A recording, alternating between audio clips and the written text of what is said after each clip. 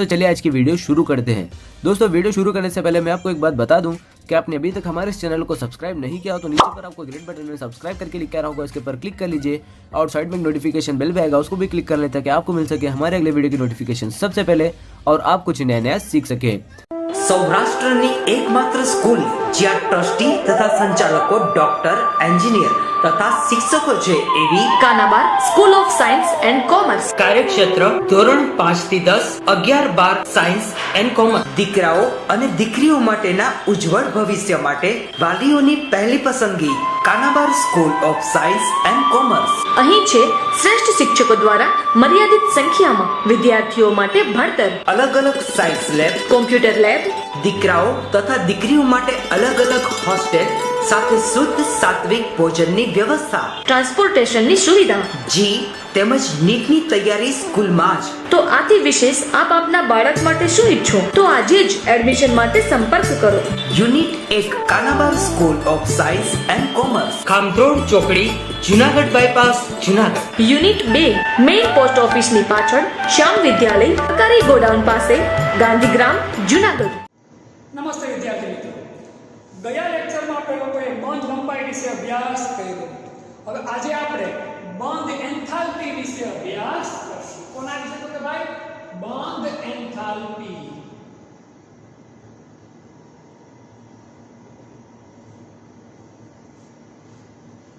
આ બધા મુદ્દાઓ છે એ બહુ ટૂંકમાં અને વ્યવસ્થિત રીતે આપણે સમજીએ જેથી આપણને આગળ પણ અભ્યાસ કરવામાં એ ઉપયોગી સાબિત થાય। બંધ એન્થાલ્પી, બંધ એન્થાલ્પી એટલે શું? સાદી ભાષામાં વાત કરું તો કોઈ પણ સંયોજન હોય એમાં રહેલો બંધ તોડવા માટે આપવી પડતી ઉર્જા એને શું કહેવાય? બંધ એન્થાલ્પી। કોઈ પણ સંયોજનમાં રહેલા બંધ, પછી આયનીય હોય કે સહસંયોજક હોય, એને તોડવા માટે આપવી પડતી ઉર્જા એને શું કહેવાય? એની બંધ એન્થાલ્પી। હવે વ્યવસ્થિત રીતે વ્યાખ્યા આપણે સમજીએ કે ભાઈ વાયુરૂપ અવસ્થામાં, વાયુરૂપ અવસ્થામાં, કઈ અવસ્થામાં? વાયુરૂપ અવસ્થામાં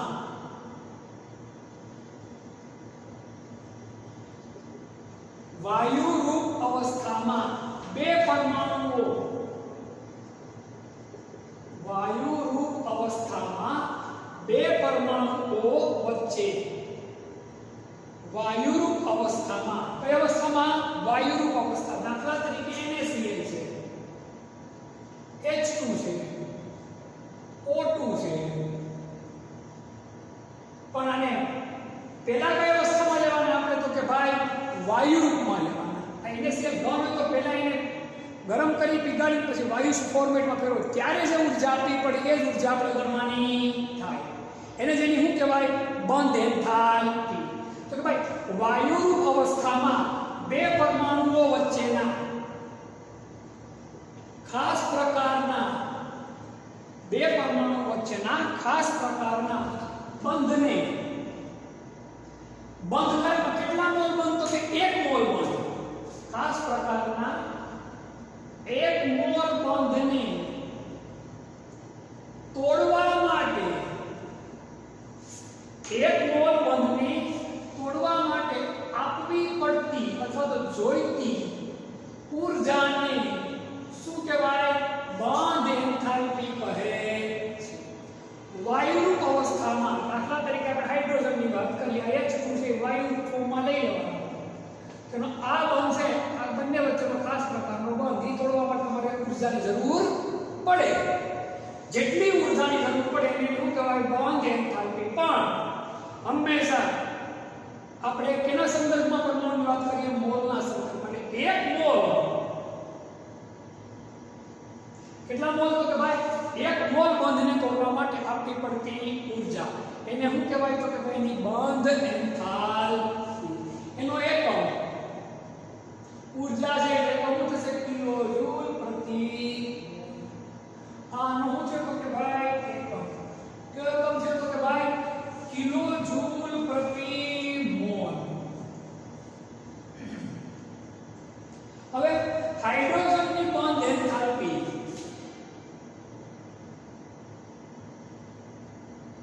H2 માં હાઇડ્રોજન વચ્ચેની બંધ એન્થાલ્પી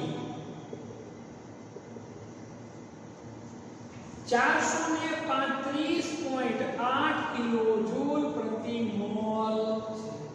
કેટલી તો કે ભાઈ 435.8 કિલોજૂલ પ્રતિ મોલ. એવી જ રીતે ઓક્સિજન વચ્ચેની બંધ એન્થાલ્પી ઓક્સિજન વચ્ચેની બંધ એન્થાલ્પી.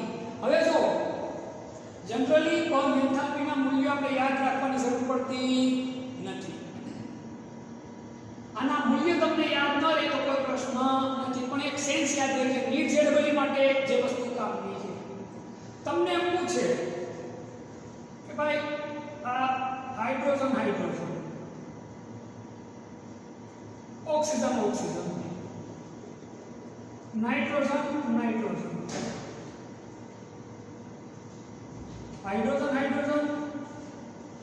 ઓક્સિજન નાઇટ્રોજન કોની બંધ એન્થાલ્પીનું મૂલ્ય વધારે હોય?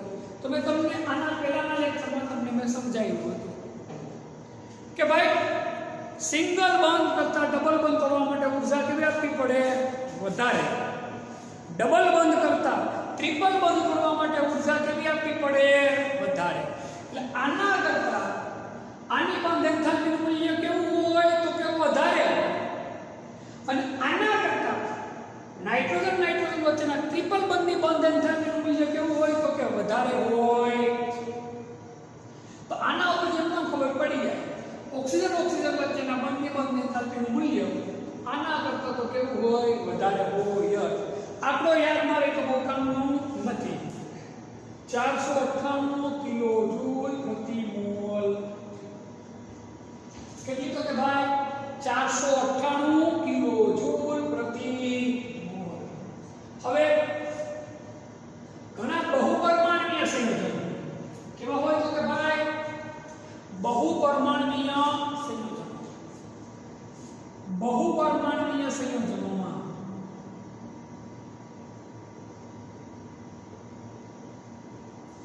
બંધ એન્થાલ્પીનું સરેરાશ મૂલ્ય લેવામાં આવે. કોનું લેવામાં આવે મૂલ્ય? તો કે બંધ એન્થાલ્પીનું સરેરાશ મૂલ્ય લેવામાં આવે. બંધ એન્થાલ્પીનું સરેરાશ મૂલ્ય લેવામાં આવે છે. કારણ કે આ તો સરખા પરમાણુ છે, મૂલ્ય સરખું હોય. બહુપરમાણુય સંયોજન હોય તો તમે કરવાનું શું? અલગ બંધની લંબાઈ અલગ હોય, જોડવા માટે ઉર્જામાં અલગ આપવી પડે. દાખલા તરીકે જોઈએ આપણે કે C2H5OH તમામ પ્રકાર આ ખાલી સમજાવવા માટે યાદ ન રહે તો કોઈ પ્રશ્ન નથી. તો જો એક આની બંધ એન્થાલ્પીનું મૂલ્ય આ બધું સમાન જ હોય. આ પાંચ પણ આની બંધ એન્થાલ્પીનું મૂલ્ય કેવું હોય? જુદું. આની બંધ એન્થાલ્પીનું મૂલ્ય કેવું હોય? જુદું. આની બંધ એન્થાલ્પીનું મૂલ્ય કેવું હોય? જુદું. બધાની બંધ એન્થાલ્પીનું મૂલ્ય લખીને પછી સરાસરી કાઢી નાખવાનું. એટલે કેવું મૂલ્ય લેવામાં આવે? તો કે ભાઈ સરેરાશ મૂલ્ય લેવામાં આવે. કેવું મૂલ્ય લેવામાં આવે? સરેરાશ મૂલ્ય લેવામાં આવે છે. જેમ બંધ એન્થાલ્પીનું મૂલ્ય વધુ તેમ બંધ વધુ મજબૂત અને સંયોજન વધુ સ્થાયી હોય છે. આ ખાસ યાદ રાખજો. સંયોજન વધુ કેવું હોય? સ્થાયી હોય. ઉતરે છે વાત મગજમાં ભાઈ. પરીક્ષાની દ્રષ્ટિએ આપણી એક્ઝામમાં પૂછાય તો 2 માર્ક્સ માટે આપણે કે 3 માર્ક્સ માટે 3 માર્ક્સ તો 6 મુદ્દા બને, 2 માર્ક્સ માટે તો 4 મુદ્દા બને. આપણે એટલું જ યાદ રાખવાનું. મૂલ્ય બહુ મારી દ્રષ્ટિએ વધારે અગત્યના નથી. એના ઉપરની સેન્સ જે આપણી પાસે હોવી જોઈએ એ વધારે કામની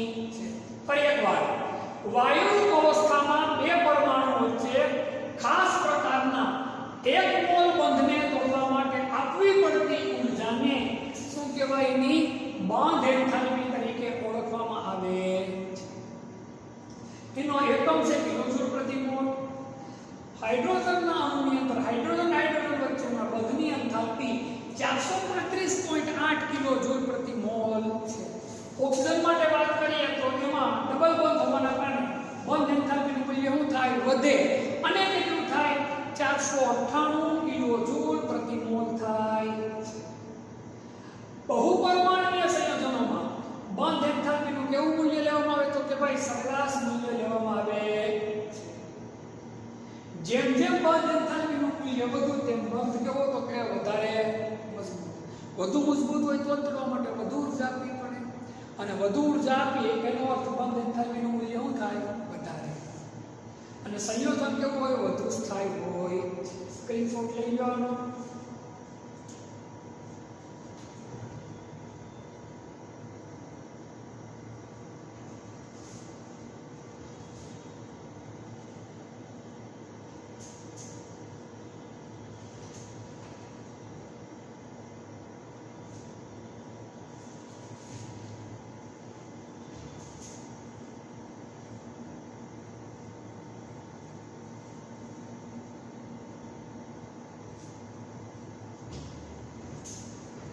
પછી અગત્યનો એક આપણો પોઈન્ટ છે બંધ ક્રમાંક.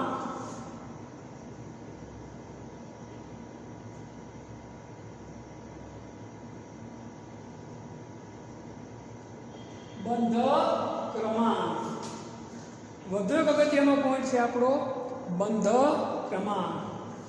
તો આના વિશે પણ થોડું ઘણું આપણે અગાઉ ભણેલા છે. એ જ પોઈન્ટ છે, એકદમ સહેલો પોઈન્ટ છે, આપણે જોઈ લઈએ કે ભાઈ અણુના બે પરમાણુ વચ્ચેના બંધની સંખ્યાને શું કહેવાય? બંધ ક્રમાંક તરીકે ઓળખવામાં આવે છે. અણુના બે પરમાણુઓ વચ્ચેના બંધની સંખ્યાને શું કહેવાય? તો કે ભાઈ બંધ ક્રમાંક તરીકે ઓળખવામાં આવે છે. દાખલા તરીકે H2 માં હાઇડ્રોજન વચ્ચે કયો બંધ બને? તો કે સિંગલ બંધ બને છે.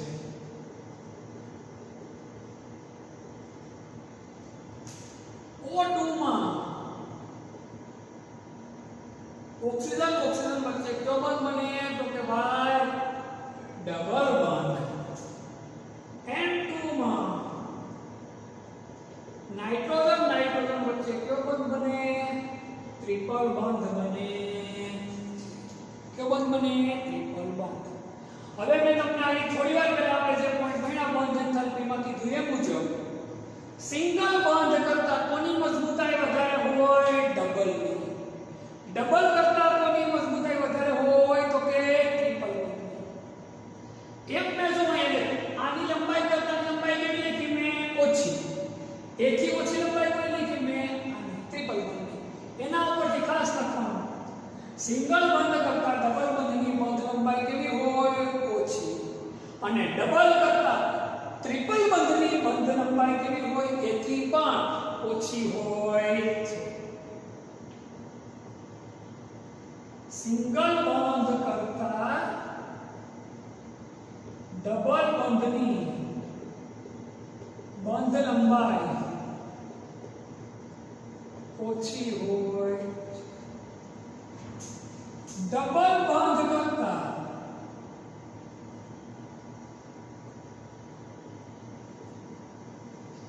ટ્રિપલ બંધની બંધ લંબાઈ કેવી હોય? ઓછી હોય. આ વસ્તુ આપણને યાદ રહેવી જોઈએ. પછી એક અગત્યનો પોઈન્ટ છે, એ પણ તમને આમાં કહી દઉં. સમ ઇલેક્ટ્રોનની અણુ કે આયનમાં આ મેં તમને બીજા ચેપ્ટરમાં સમજાવ્યું છે. સમ ઇલેક્ટ્રોનની અણુ કે આયન એટલે કે એની અંદર ઇલેક્ટ્રોનની સંખ્યા કેવી હોય? તો કે સમાન. આ વસ્તુ આપણે અગાઉ ભણી ગયા. સમ ઇલેક્ટ્રોનીય અણુ કે આયનમાં બંધ ક્રમાંક કેવો હોય? સમાન હોય. આ ખાસ યાદ રાખો, નીટ માટે કામનો પોઈન્ટ છે. સમ ઇલેક્ટ્રોનીય આયનમાં આ કે અણુમાં બંધ ક્રમાંક કેવો હોય? સમાન હોય.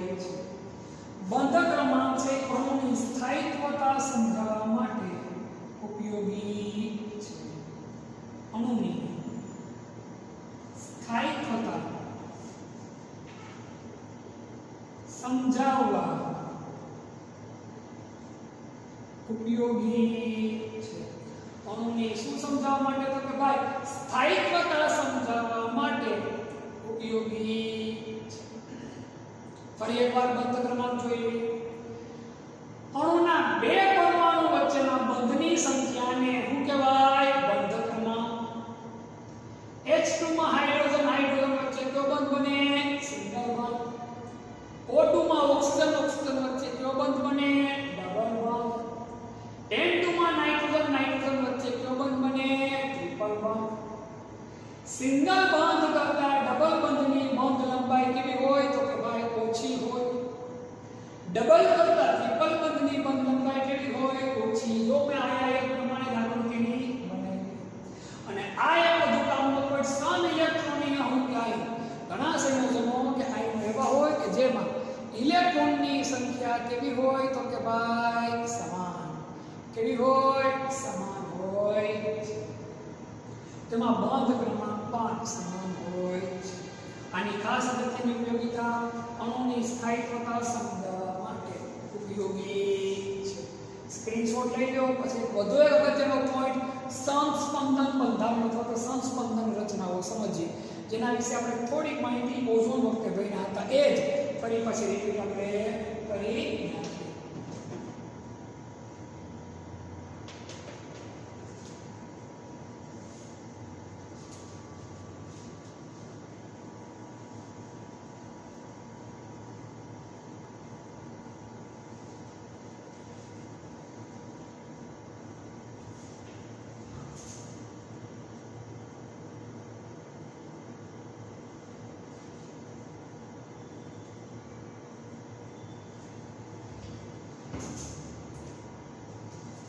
સંસ્પંદન રચનાઓ અથવા તો સંસ્પંદન બંધારણ.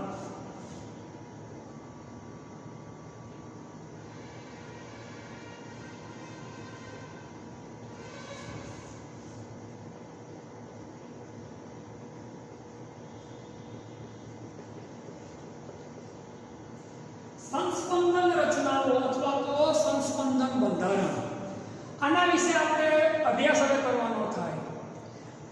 આપણે આ ચેપ્ટરની અંદર ozone, CO3 carbonate ion CO3 - 2 ion, carbon dioxide CO2 એના વિશે સમજવું. પણ અગત્યનું આની વ્યાખ્યા છે એથી વધુ ઊંડું અગત્યનું નથી. 12મા ધોરણમાં તમારે બેન્ઝીનના સંસ્પંદન બંધારણ ભણવાના થશે. કોના સંસ્પંદન બંધારણ ભણવાના થશે? બેન્ઝીનના. ત્યારે ફરી પાછો આ મુદ્દો આવશે. એટલે અત્યારે જે સમજાવું એ વસ્તુ આપણને આવડવી જોઈએ. એટલે ત્યારે તમને પ્રશ્નો કેવા ઊભા થાય? તો કે ઓછા ઊભા થાય. તો પેલો પોઈન્ટ કે ભાઈ સંસ્પંદન બંધારણ એટલે શું, અથવા તો સંસ્પંદન રચના એટલે શું, અથવા તેને શું કામ જરૂર પડી છે? તો ઘણા સંયોજનો એવા હોય છે, ઘણા સંયોજનો એવા હોય છે કે જેની સંપૂર્ણ સમજણ અથવા તો માહિતી સંપૂર્ણ સમજ કાઉન્સમાં માહિતી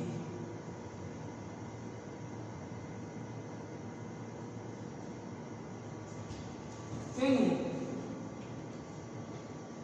એક જ બંધારણ તેના એક જ બંધારણ દ્વારા મળતી નથી. ઘણા સંયોજનો એવા હોય કે જેની સંપૂર્ણ સમજ એટલે કે એની પૂરી માહિતી એના એક જ બંધારણ દ્વારા મળતી નથી. તેની સંપૂર્ણ સમજ મેળવવા માટે તેની સંપૂર્ણ સમજ અથવા તો માહિતી મેળવવા માટે એક કરતા વધુ બંધારણની જરૂર પડે છે. કેવા બંધારણની જરૂર પડે? એક કરતા વધારે બંધારણની જરૂર પડે છે. તો આવા બંધારણને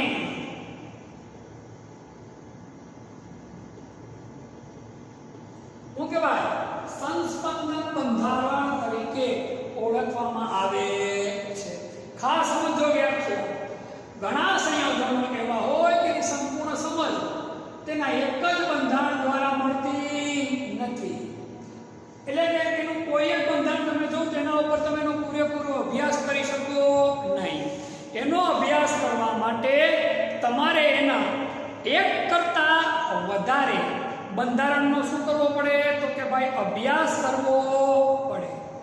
તો આવા બંધારણને કયા બંધારણ તરીકે ઓળખવામાં આવે? સંસ્પંદન બંધારણ તરીકે ઓળખવામાં આવે છે. દાખલા તરીકે આપણે ઓઝોનની વાત કરીએ. દાખલા તરીકે O3 એટલે કોણ? તો કે ભાઈ ઓઝોન. ઓઝોનના સંસ્પંદન બંધારણની આપણે લોકો વાત કરીએ તો આ છે ઓઝોન. એક જગ્યા પર ડબલ બંધ બનશે, એક જગ્યા પર સિંગલ બંધ. ડબલ બંધ બને ત્યાંની બંધ લંબાઈ કેટલી થાય? તો કે ભાઈ 121 pm. અને સિંગલ બંધ બને ત્યાંની બંધ લંબાઈ કેટલી થાય? તો કે ભાઈ 148 pm. આ વસ્તુ મેં બતાવ્યું. તો આ ઓક્સિજન એમ કે ભાઈ મને ડબલ બંધ છે, મને સિંગલ આપો. આ ઓક્સિજન એમ કે મને સિંગલ બંધ આપી દીધો, મને કેવો બંધ આપો? ડબલ બંધ. તો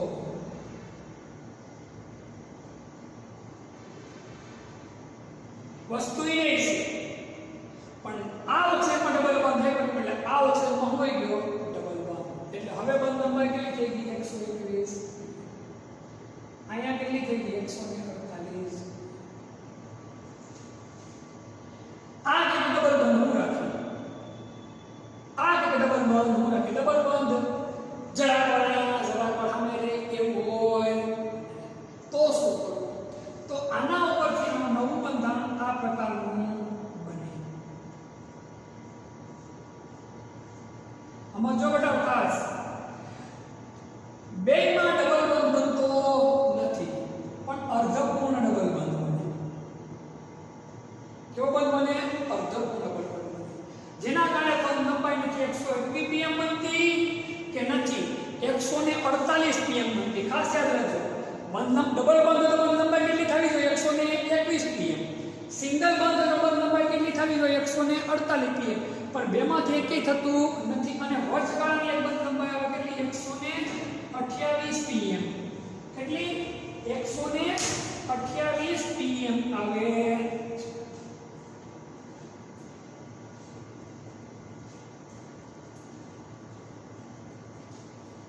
આ રચના છે વધુ કેવી બને? સ્થાયી હોય. આ સમજણ આપણે કોના પરથી મેળવીના? સંસ્પંદન બંધારણ પરથી આપણને આ સમજ મળે છે. કોની પરથી મળે? સંસ્પંદન બંધારણ પરથી આપણને આ સમજ મળે છે. કઈ રીતે? તો જો ઓક્સિજન વચ્ચે જો સિંગલ બંધ હોય તો બંધ લંબાઈ કેટલી થાય? 148 pm.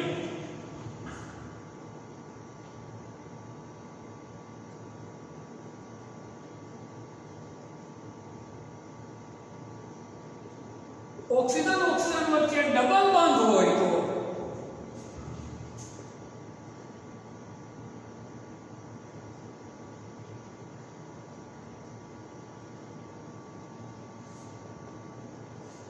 બંધ લંબાઈ કેટલી બને? 121 pm બને.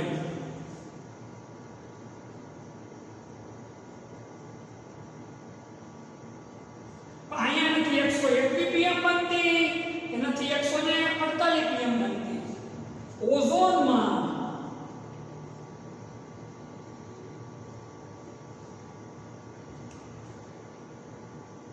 ખાસ યાદ રાખજો ટપ્પા કે આ રીતનું હોય. ડબલ બંધ બને પણ સતત રહે ફરતો એટલે અસ્થાયી ડબલ બંધ ના કારણે વચ્ચેની બંધ લંબાઈ 128 pm હોય. કેટલી હોય? 128 pm હોય. સંસ્પંદન બંધારણમાં આપણે આટલું લખો એટલે એને થઈ ગયું. ખરેખર તેની વ્યાખ્યા જ યાદ રહે એટલે આપણા માટે ઘણું બધું છે. વધુ આમાં ડિટેલમાં કે ડીપમાં ઉતરવાની મારી દૃષ્ટિએ આપણે વધારે જરૂરિયાત નથી. ફરી વાર જોઈએ. ઘણા સંયોજનો એવા હોય છે કે જેની સંપૂર્ણ વ્યવસ્થાની સંપૂર્ણ માહિતી એના એક જ બંધારણ દ્વારા મળતી નથી. ઘણા સંયોજનો એવા હોય છે કે જેની સંપૂર્ણ સમજ કે માહિતી એના એક જ બંધારણ દ્વારા મળતી નથી. તેની સંપૂર્ણ સમજ મેળવવા માટેના એક કરતાં વધુ બંધારણની જરૂર પડે. તો આવા બંધારણને કયા બંધારણ કહેવાય? સંસ્પંદન બંધારણ તરીકે ઓળખવામાં આવે છે. દાખલા તરીકે O3 એટલે કે ઓઝોન. એમાં ઓક્સિજન વચ્ચેની બંધનભાઈ જોઈએ સિંગલ બોન્ડ હોય 148 pm અને ડબલ હોય તો કેટલા થાય? 121 pm. અહીંયા ડબલ બોન્ડ રાખ્યો અને સિંગલ રાખ્યો તો આ કઈ કે મારે ડબલ થવું ને આ કે મારે સિંગલ થવું. તો અહીંયા 121 થઈ જાય, અહીંયા 141 થઈ જાય. એવું ચાલે. ખરેખર એની બંધનભાઈ કેટલી બની છે? ઓક્સિજન વચ્ચે 128 નથી સિંગલ બોન્ડ કે નથી ડબલ બોન્ડ. આવું શું કામ બને? કારણ કે આ રચના કેવી બને? વધુ સ્થાયી બને છે. સ્ક્રીનશોટ લઈ લો, પછી હું બીજા બંને સંસ્પંદન બંધારણ તમને કહી દઉં. કોના બંનેના? તો કે કાર્બોનેટ આયન અને કાર્બન ડાયોક્સાઇડના. ખાલી એના સંસ્પંદન બંધારણ લખવા છે, એમાં વધુ કોઈ ડિટેલમાં કે ડીપમાં ઉતરવાની આપણે જરૂર રહેતી નથી. જોઈ લો આ સ્ક્રીનશોટ તમે લોકો લઈ લો.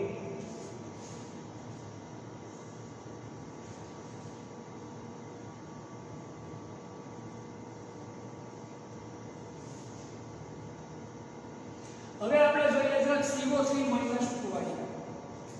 કોણ આયન લખવાય? CO3 - 2i. તો બહુ સહેલું છે. કાર્બન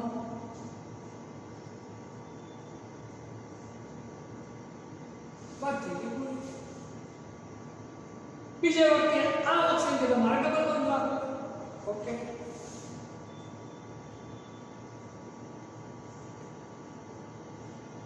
ત્રીજે વખતે આ ઓપ્શન કે મારે ડબલ બોન્ડ રાખો.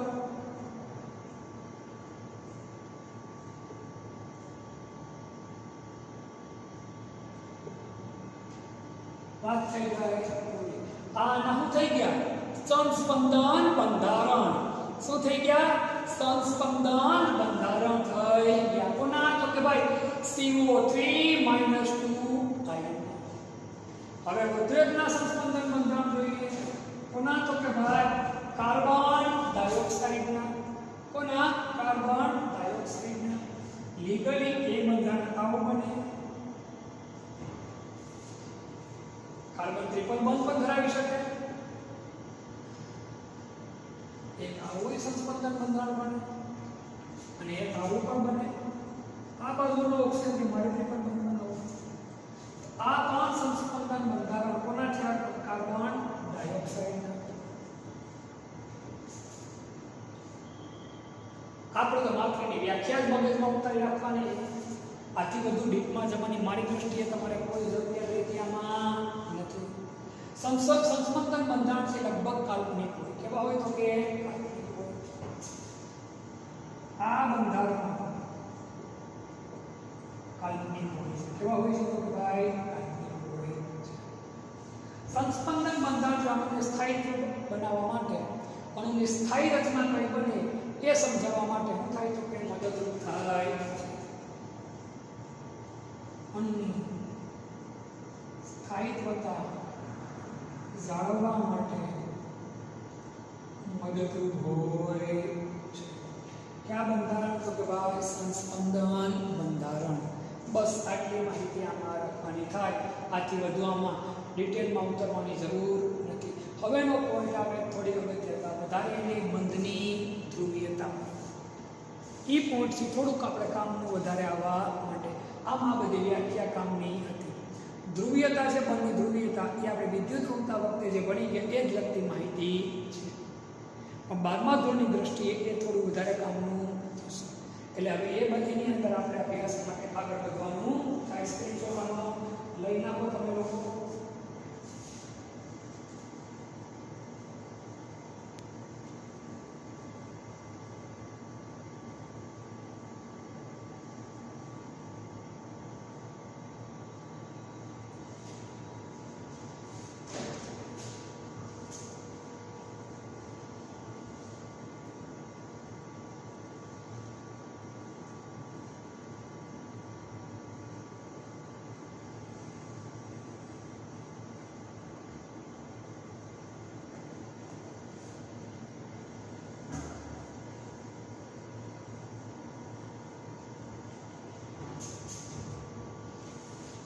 મહત્વનો પોઈન્ટ છે બંધની ધ્રુવીયતા.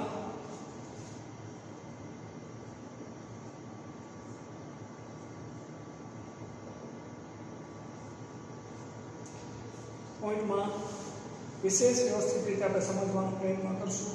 શક્ય એટલું વ્યવસ્થિત રીતે સમજીએ જેથી આગળના અભ્યાસમાં પણ આપણને ઉપયોગી સાબિત.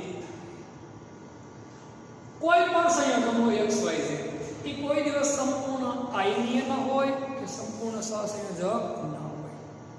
NaCl ને આપણે આયનીય ગણીએ પણ કોઈ દિવસ સંપૂર્ણ આયનીય હોય નહીં. HCl ને સહસંયોજક ગણીએ પણ સંપૂર્ણ સહસંયોજક કોઈ દિવસ હોય નહીં. ખાસ યાદ રાખજો, કોઈ પણ સંયોજન ક્યારે સંપૂર્ણ આયનીય કે સંપૂર્ણ સહસંયોજક હોઈ શકે.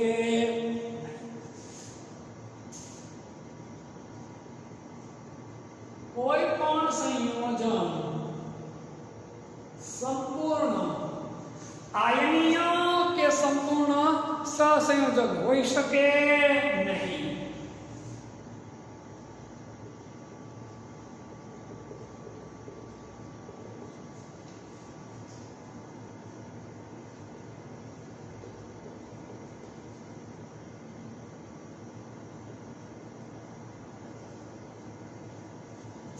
સંપૂર્ણ આયનીય કે સંપૂર્ણ સહસંયોજક હોતો નથી.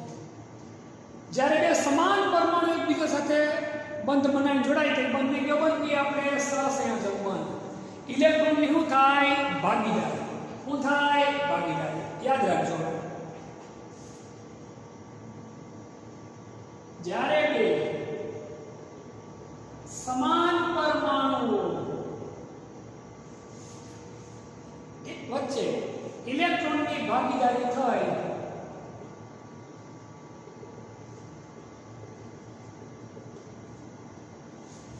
સહસંયોજક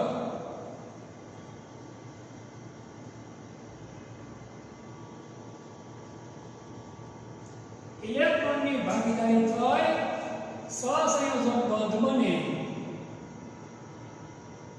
ત્યારે યાદ રાખજો, આ ઓક્સિજન છે સમાન પરમાણુ બે ઓક્સિજન એની વચ્ચે બંને વચ્ચે કેટલી ભાગીદારી થાય? તો ભાઈ બે ઇલેક્ટ્રોન ની થાય તો કે ભાગીદારી. ત્યારે આ જે ઇલેક્ટ્રોન યુગ્મ છે એ સમાન રીતે એકબીજાથી થયેલું હોય, આકર્ષિત હોય, કારણ કે બંનેની વિદ્યુત ઋણતા કેવી છે? સમાન. પરમાણુ સમાન છે એટલા માટે સંયોજક બંધ બને ત્યારે ઇલેક્ટ્રોન યુગ્મ છે ત્યારે ભાગીદારીના ઇલેક્ટ્રોન યુગ્મ.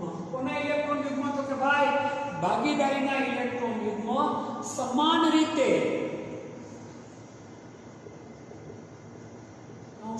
સરખી રીતે આકર્ષિત થાય છે.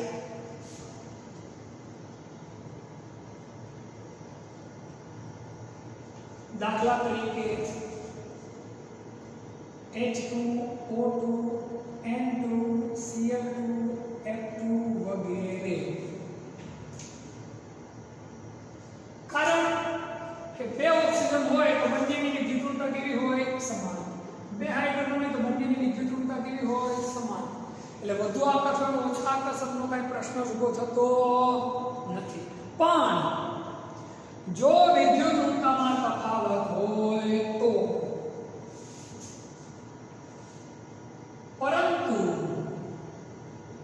જો વિદ્યુત ઋણતામાં તફાવત હોય તો, પરંતુ જો વિદ્યુત ઋણતાની અંદર શું હોય? તફાવત હોય તેવા બે પરમાણુ વચ્ચે સમજો ખાસ, વિદ્યુત ઋણતામાં શું હોય? તફાવત હોય તેવા બે પરમાણુ વચ્ચે ઇલેક્ટ્રોનની ભાગીદારી થાય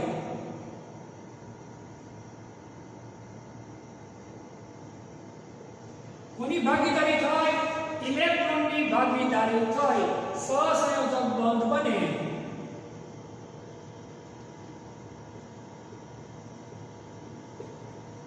ત્યારે ભાગીદારીના ઇલેક્ટ્રોન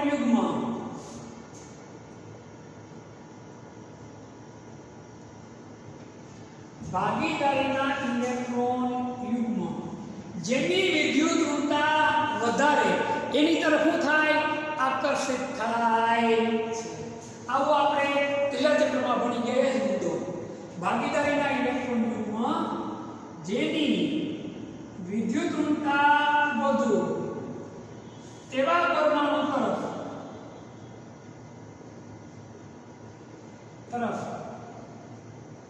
આકર્ષિત થાય છે. એવા પરમાણુ તરફ શું થાય? તો કે ભાઈ આકર્ષિત થાય છે. જેથી બંધમાં શું જોવા મળે? તો કે ધ્રુવીયતા જોવા મળે છે. જેથી બંધમાં ધ્રુવીયતા જોવા મળે છે. જેને ધ્રુવીય સહસંયોજક બંધ કહે છે. જેને ધ્રુવીય સહસંયોજક બંધ કહે છે. દાખલા તરીકે વાત કરીએ આપણે એ છે આમાં કોની વિદ્યુત ઋણતા વધારે છે? ફ્લોરિનની. તો બંધનું આકર્ષણ કોના તરફ વધારે હોય? ફ્લોરિન તરફ વધારે. આ વસ્તુ આપણે અગાઉ જેટલા ચેપ્ટરમાં ભણ્યા એ મુજબ જ આમાં કાંઈ નવું આવતું નથી. આ ધ્રુવીય ભ્રમણને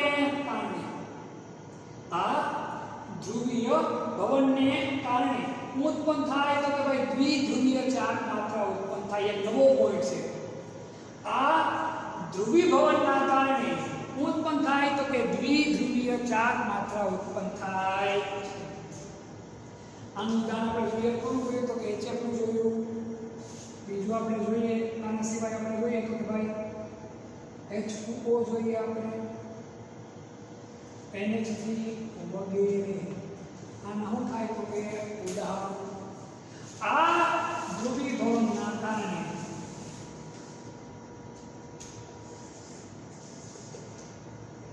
ઉત્પન્ન થાય દ્વિધ્રુવીય ચાર્જ માત્રા ઉત્પન્ન થાય.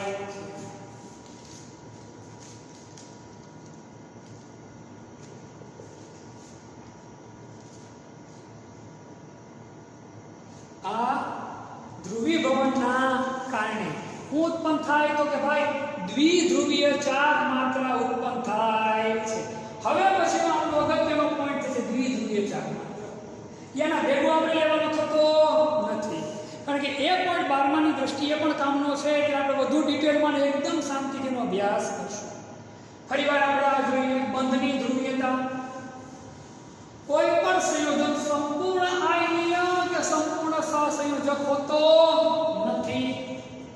જ્યારે બે સમાન પરમાણુઓ વચ્ચે, કેવા પરમાણુઓ? સમાન એટલે કે સરખા પરમાણુઓ વચ્ચે. દાખલા તરીકે hydrogen, oxygen, nitrogen, chlorine, fluorine વગેરે સરખા પરમાણુ વચ્ચે ઇલેક્ટ્રોનની ભાગીદારી થાય, સહસંયોજક બંધ બને ત્યારે ભાગીદારીના ઇલેક્ટ્રોન યુગ્મ સમાન રીતે શું થાય?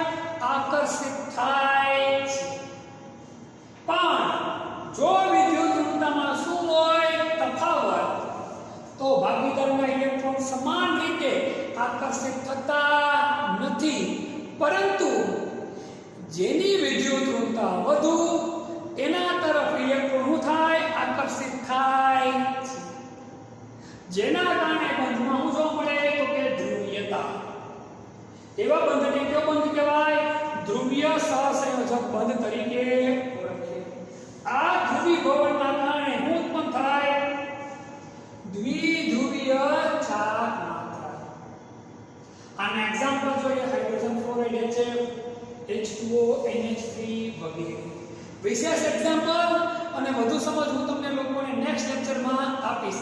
ત્યારે દ્વિધ્રુવીય ચાર્જ માત્રા સીધી આપણે ભણશું ત્યારે. સ્ક્રીનશોટ લઈ લો, અગત્યનો પોઈન્ટ છે.